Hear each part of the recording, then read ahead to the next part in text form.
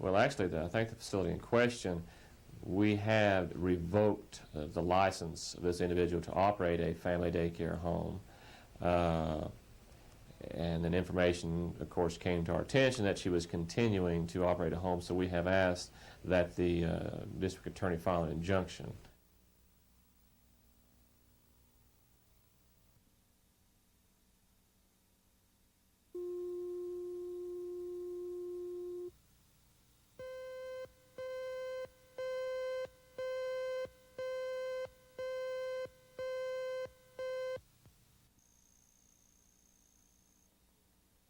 When Penn Square Bank went under, money and jobs were lost. Penn Square Bank employed more than 300 people. Most are still working for the defunct bank. Others have gone to work elsewhere, and others are still looking. But banking jobs are slim, especially for executives of Penn Square Bank. That's according to Dan Heinen with the Professional Executive Recruitment. He says bankers are being cautious. They're taking a real conservative approach about the whole thing. They're just kind of waiting to see what happens. And they're, you know, a lot of the banks here in town are looking at him. A lot of them aren't. I wish more of them would look at him on an individual basis than they are. But the majority of them are just kind of waiting to see what happens. Penn Square Bank employees do not face immediate termination. And time is an important factor, according to Bob McCormick. He's president of the Independent Bankers Association of America. McCormick told Action 4 that as more information is disclosed, those employees not guilty of wrongdoing won't have any problem finding employment in the banking business. Debbie Mash, Action 4 at Penn Square Bank.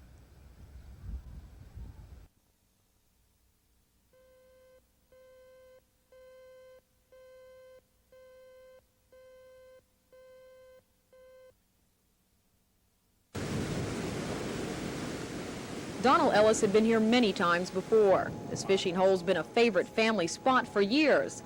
This time, Donald came with his two brothers and a friend. At some point, while they were fishing, it's believed Donald had an epileptic seizure and fell into the water. His brothers tried to save him, but rain began to pour down and they couldn't find him. So they ran for help. Rescue crews arrived minutes later, but it took some time before they could work their way down through the brush to the lake. The divers ran into more problems when they reached the water. A thick moss restricted their sight and movement. Once they cut their way through it, it took them only minutes to find the young man's body. Walter, I got him. Family members stood by hopeful when divers signaled that he'd been found, but Donald Ellis was dead. His brothers say this wasn't the first time Donald had fallen into the lake because of a seizure, but other times they had been lucky. They'd been able to save him. Sherry Sellers, Action 4 at Southwest 15th Street.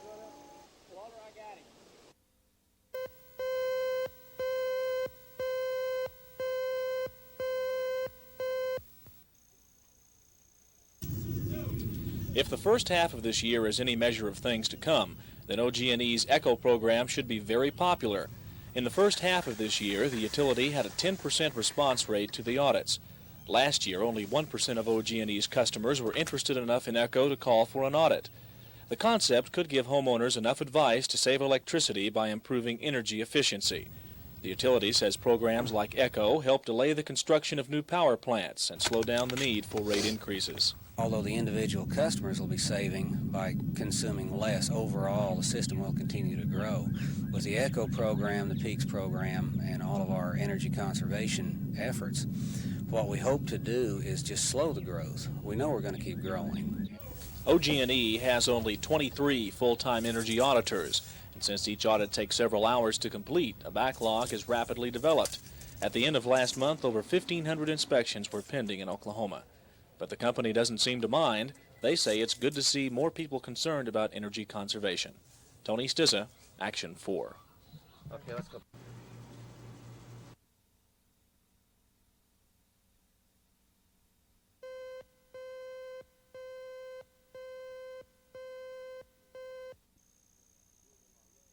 Yeah, he did in my room. He drug me out of my room. He hit me and then he grabbed my arms.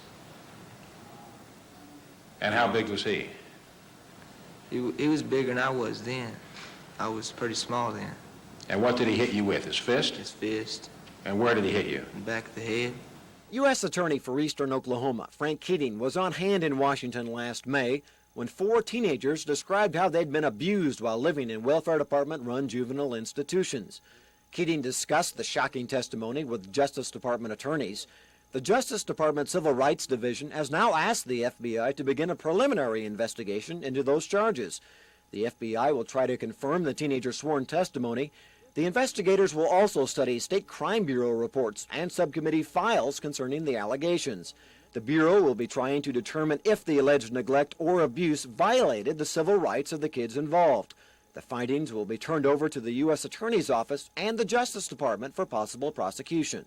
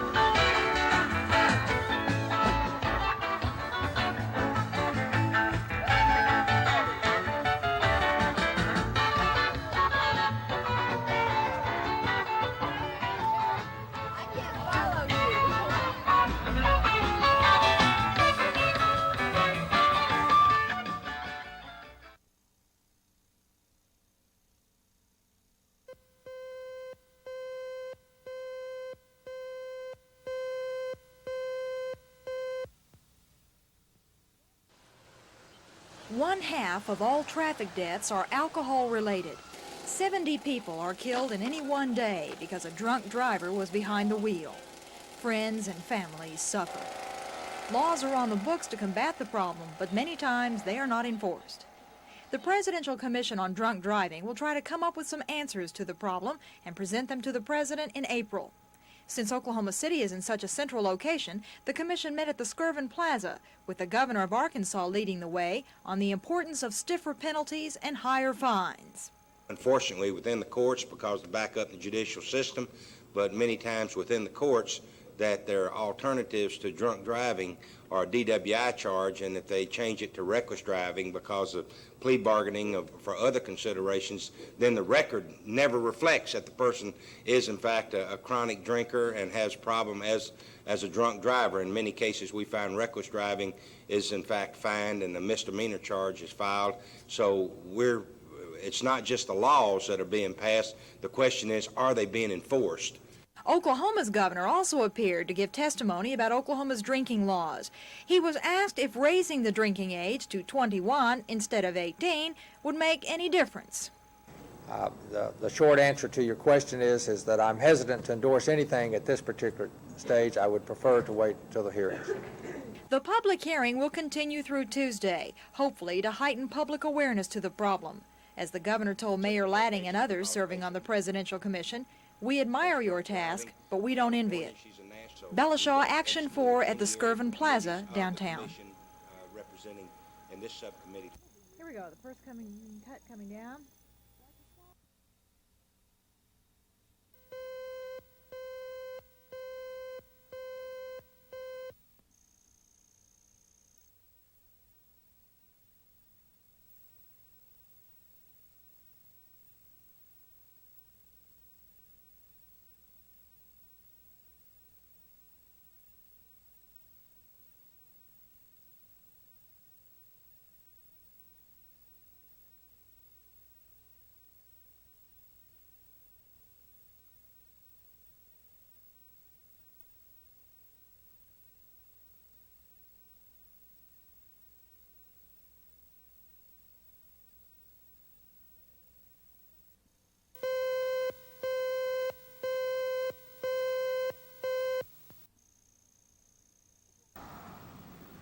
Oklahoma County's OIC operation is fighting a survivor battle.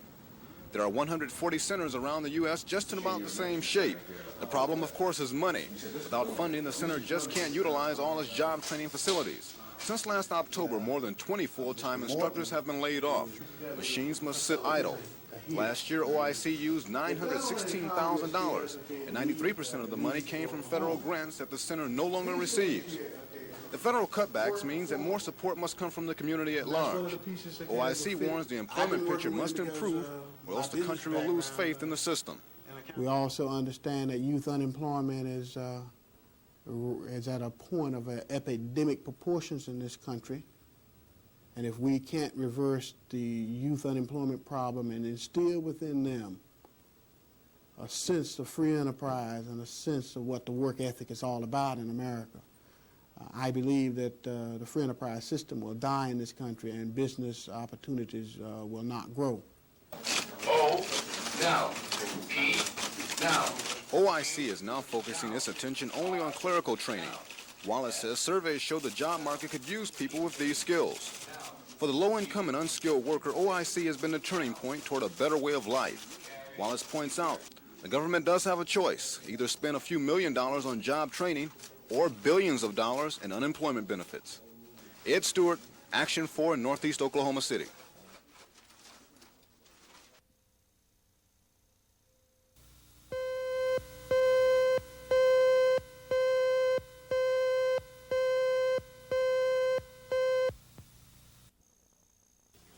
When the federal government moved in the night of July 5th and declared Penn Square Bank insolvent, the bombshell didn't cause a panic, but it did cause a lot of concern.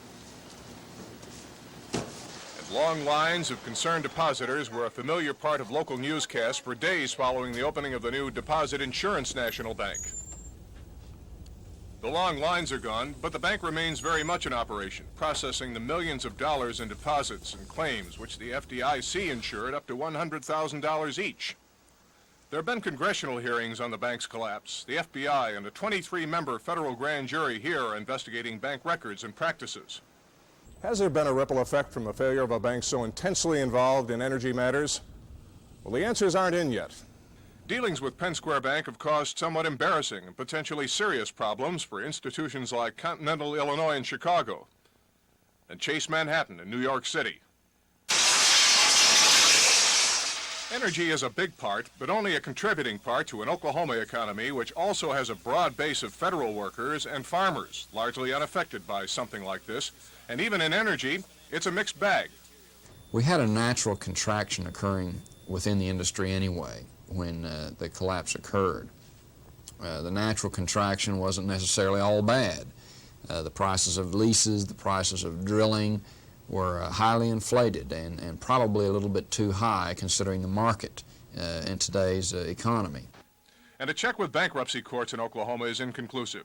The Eastern District has shown a 25% increase the latter part of July and the first part of this month.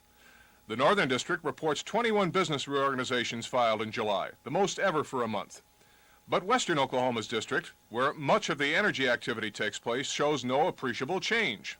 The hearings, the investigations, the claims, and the lawsuits are far from over concerning the Penn Square fiasco. The dust simply hasn't settled yet. When it does, the analysts we've talked to feel that Oklahomans will find that ripple effect hasn't become a tidal wave. George Tomick, Action 4.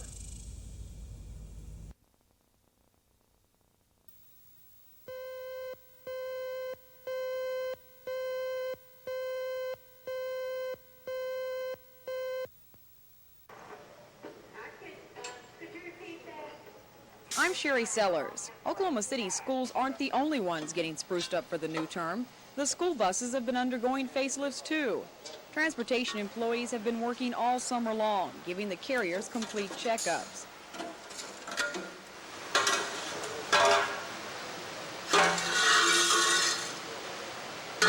It's taken the full 3 months to get the buses ready, but now they're passing the final test: cleanliness.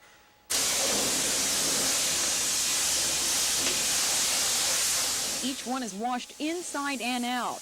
Now that the buses are ready for the children, the school transportation department has run into a snag. They don't have enough drivers. In fact, they have 29 openings, an odd problem considering the rise in unemployment. But driving a bus is no easy job. The responsibilities for a bus driver are immense. Not only that, it's a kind of job, it's a part-time job that costs the individual more because he has to travel to our job twice a day, once for the morning runs and once for the afternoon runs. So it's difficult to hire people to drive buses. The director isn't worried children will be left standing at bus stops. He says the department hasn't missed a route in the 4 years he's been there, and he doesn't intend to this year, even if he has to drive a bus himself. Sherry Sellers, Action 4.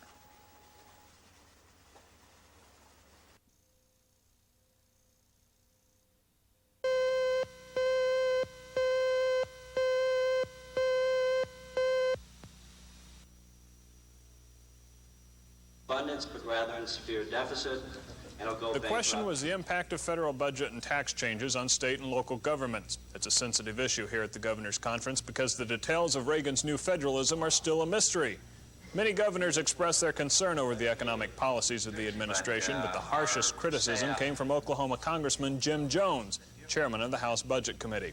I guess one of my disappointments with President Reagan suggesting and proposing the largest deficits in the history of the country, larger deficits in 4 years than were accumulated in the last 20 years, and then to say the answer is to have a constitutional amendment that will take place sometime in 1988 really begs the question. I think that we've got to get in and solve the problem now.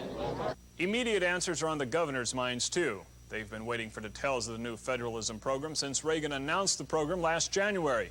They hope to draw up their own program to present to the administration, and its beginnings will likely evolve from their talks this week. Charles Schnitzer, Action 4 at the National Governors Conference, Shangri-La.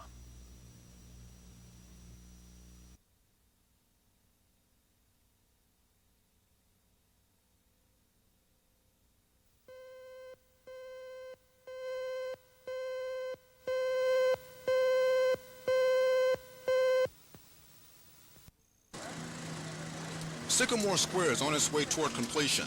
The finishing touches are to be done by September for one section of this condominium community. What makes the project so special is that it's going up in downtown Oklahoma City, when in past years people have tended to move away from the downtown area. Developers hope convenience will convince young business people to spend as much as $136,000 for a two-bedroom luxury condominium. But Sycamore Square is in a neighborhood known for criminal activity. So will convenience outweigh security? The convenience is fine, but that's not going to do me any good if I come home and all of my stuff is gone. What are we talking about in the way of security? Well, we do have a highly sophisticated security and privacy system that begins with the automobile privacy gates that are on the exterior of Robert S. Kerr and 4th Street that allows vehicular control into the project and into parking. Then from the covered parking areas, the owners would be coming through one of 4 privacy gates that are card controlled again into a central cluster and the courtyard areas where we have our pools and spas. Sycamore Square developers are spending $12 million to build 118 units. There have already been dozens of calls about how to buy one of the condominiums. This is a clear indication to developers that people are interested in the area. If the project is successful, more units will be planned.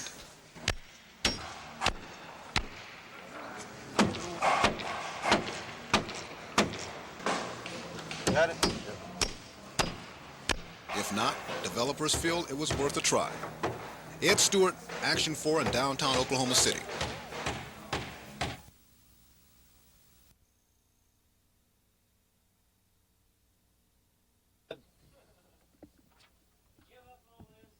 Yeah, I know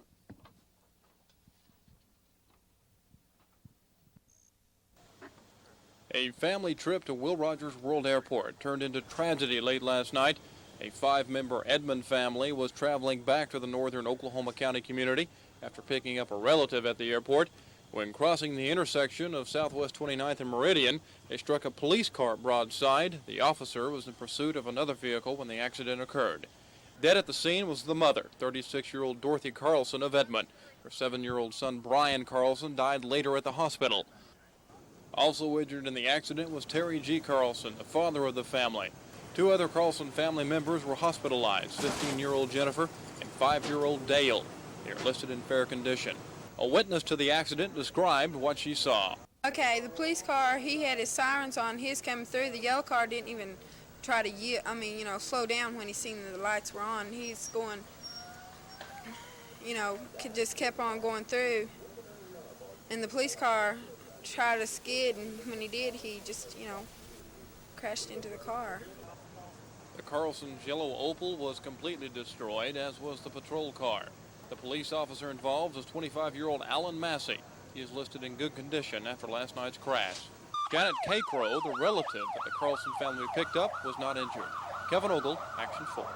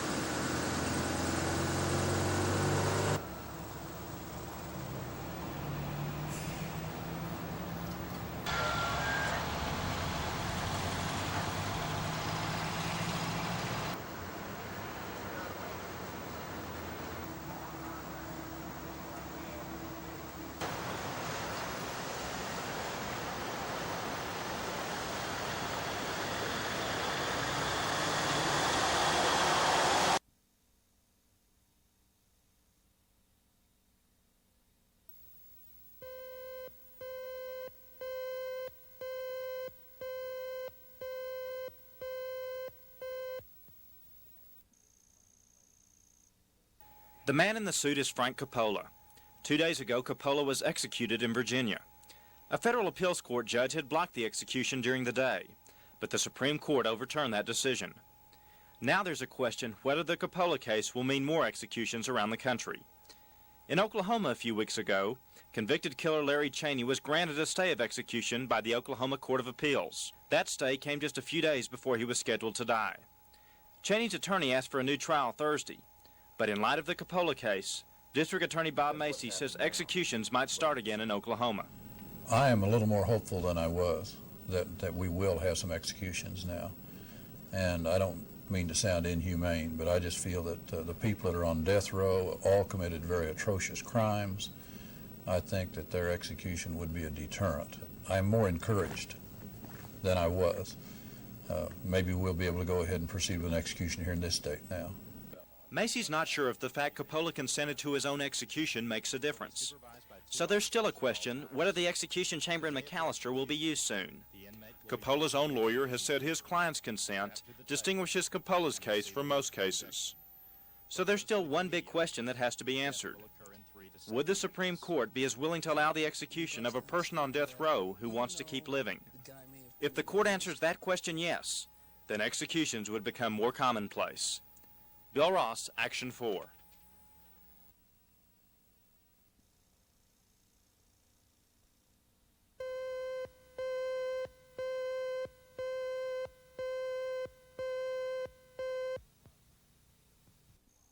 Henry Fonda loved acting. It was his life. After developing his skills on the stage, he emerged as a movie star in 1935 with his first picture, The Farmer Takes a Wife. I first committed myself to acting when I discovered that it was therapy for a very self-conscious young man. I could put on a mask, hide behind it. And I feel very lucky over the years to have been given a chance to pretend to be some pretty interesting characters. The characters ran the gamut, from tough cowboys to handsome playboys, from a dirt farmer to a naval officer. Suits me fine, court-martial me. If he had any regrets, Fonda said it was that he spent so much time on his career and not enough time with his children, Peter and Jane, and Amy. The key to Fonda's success was an ability to make his characters seem natural and real.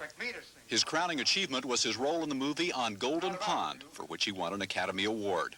I've been trying all day to draw some profound conclusions about living 80 years. Haven't thought of anything. Surprised I got here so fast.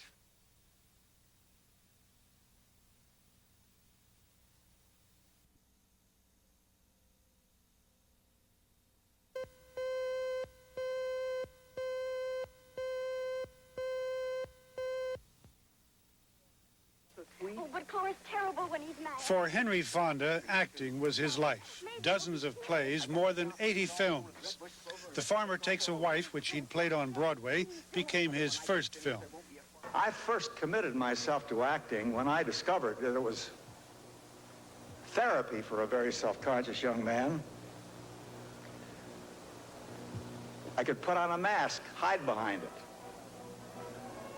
And I feel very lucky over the years to have been given a chance to pretend to be some pretty interesting characters. Hanging's any man's business that's around. Kill him, I'll kill him! You don't really mean you'll kill me, do you? Like Casey says, a fella ain't got a soul of his own, just a little piece of a big soul. The one big soul that belongs to everybody. There was drama and turbulence in his personal life. 5 marriages, 2 children, Jane and Peter, who made waves of their own. A third, Amy, a more private person. He starred in Mr. Roberts in the film and on the stage for 4 years. Always liked the stage version better.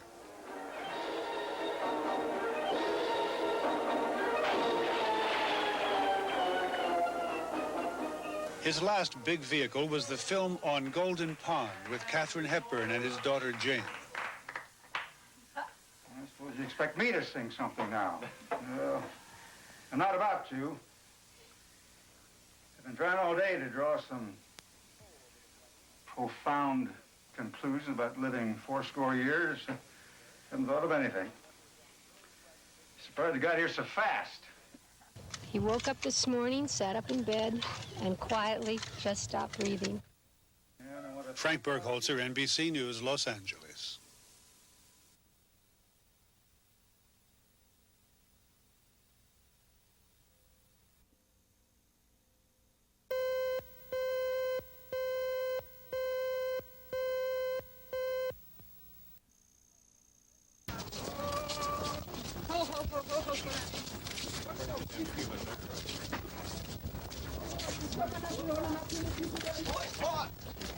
Give me the reaction to your charges. Totally innocent. Totally innocent to all of them? Does that include Cincinnati? It was all trumped up. Yeah. They needed somebody to pin it on. What do you mean trumped up?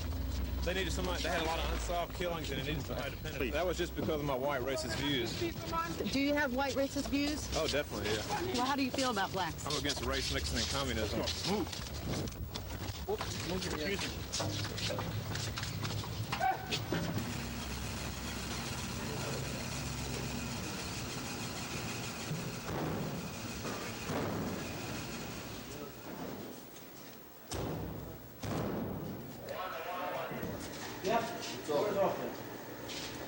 Joe, got anything to say? What do you have to say, Joe? Yeah, like I say, it's the communist federal government's trying to frame us.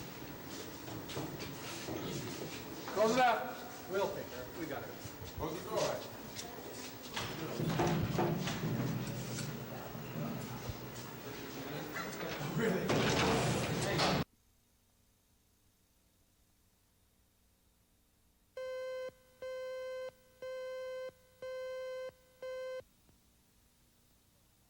Yes?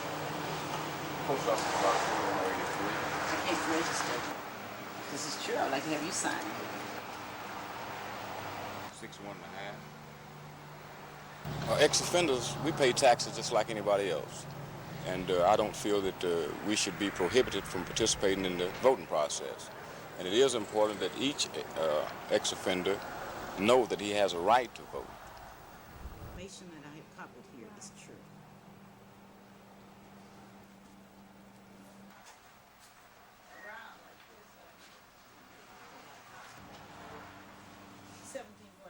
Northeast 11th Street.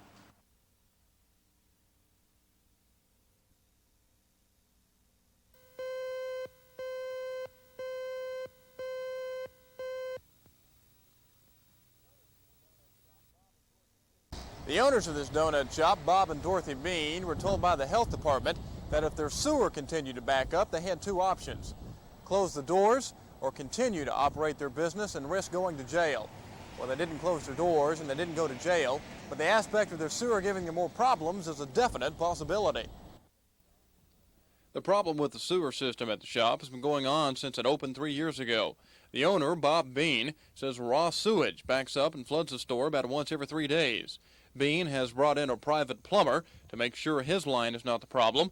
The real problem, he has been told, lies with the city's sewer system in the area. Bean has pleaded his case before the city council on 3 different occasions, but the flooding continues and the Beans are losing money, up to $150 a day. Besides that, they don't want to lose their shop. The day before yesterday, the health man come in and closed the shop and told us he'd take us to jail if we opened it. Of course, we opened back up again at 5:30 the next morning. But I got a hold of the councilman, and he got a hold of the people necessary to take care of this problem, and they come out and pump the main. Again, I know it's going to back up, and I told the health man. He said, well, when it does, I'll close you again. City officials contend that there is a heavy load on the line due to a lot of commercial use in the area, but they also say there is periodic maintenance done to keep it moving freely. Meanwhile, Bean plans to plead his case further until something is done permanently. Kevin Ogle, Action 4.